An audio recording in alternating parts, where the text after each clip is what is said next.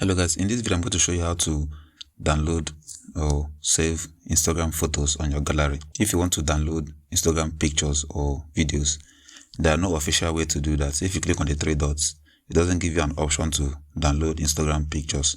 So if you want to save them, what you have to do is to click on this share button and click on copy link. Go to this website called Downloadgram. I'm going to put the link in the description of this video. Paste the link there. Click on download now.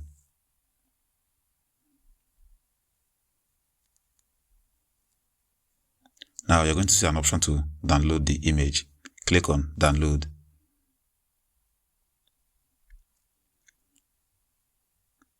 Now the image will be downloaded on your Android device or iPhone. So we're going to view it. As you can see right here, it has been downloaded. So that's how you download pictures and videos from Instagram. That's all for this video. See you guys in the next one.